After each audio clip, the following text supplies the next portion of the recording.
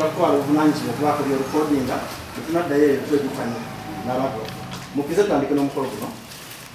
Seed production bantu babirima ne kampuni n'ebigula, then tusobola n'okutuusa ensigo zonna, buli nsigo z'omanyi zonna, buli kika kyonna eza bulijjo, ennansi n'ennongooseemu.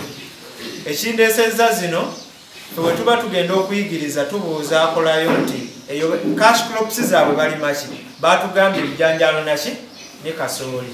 Bwe twagala nnyo okumalira abantu budde tusomese buli kimu ng'ate tebali nnyo interested mu kintu ekyo.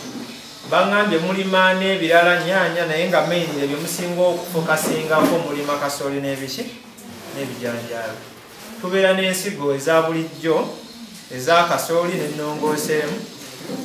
Tulina ebika bya kasooli champion, tulina TH Super 706.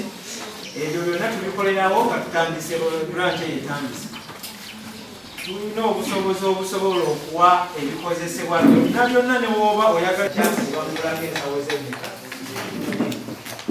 Kati muzeeyo n'aba n'essuubi nti nange esito nejja bayinza okukola ki okuwumulako. Naye nga tulina akalango kagamba nti bwe tuguze ensigo za kasooli tumugulako ki kasooli.